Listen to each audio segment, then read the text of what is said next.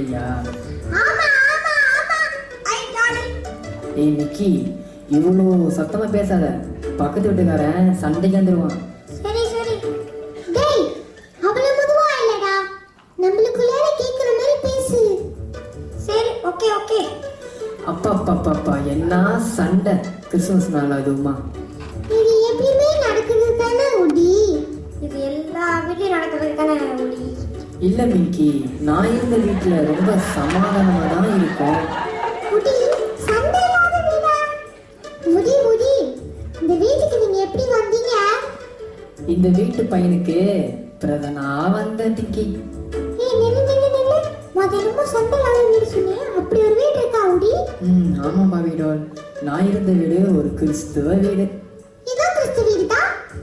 நான் கிறிஸ்துவ வீடை பற்றி பேசல, கிறிஸ்துவுக்குள் வாழ்வுகளை பற்றி பேசிட்டு இருக்கேன்.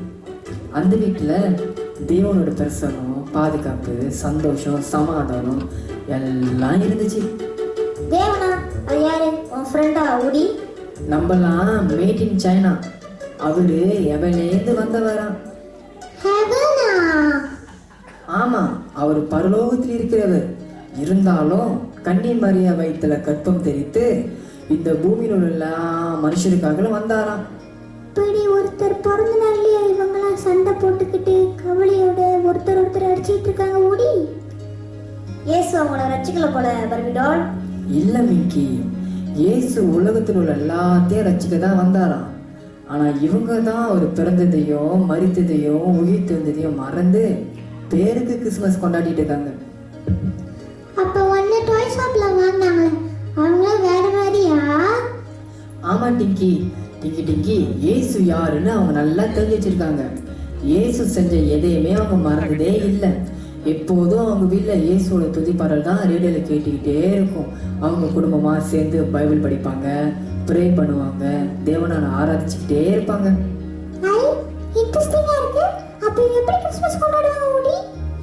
ஏய் பாபிடால், எல்லாரும் அவங்க வீட்டில் ரொம்ப சந்தோஷமா இருக்கும். அவங்கெல்லாம் சேர்ச்சிக்கு போயிட்டு வசனத்தை கேட்டுட்டு அவங்களோட ஆசிரியத்தை அவங்களுக்குள்ளேயே வச்சுக்காம பிறருக்கும் கொடுப்பாங்க.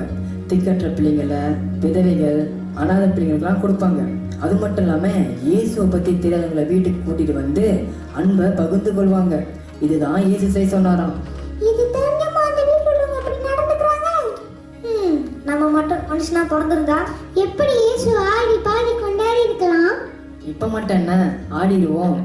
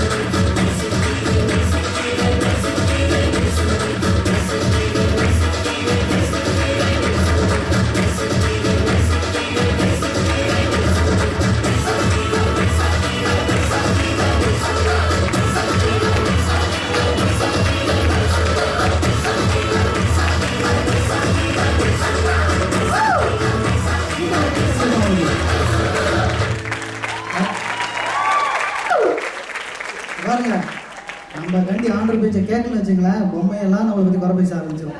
ஆக்சுவலி ஒரு கற்பனை தான். அடுத்து ஆண்டவர் நம்மளுக்கு என்ன வச்சிருக்காருன்னு வார்த்தையை கேட்க போகிறோம். ஆயத்தத்தோட கேட்போம். வாங்க பாருங்க.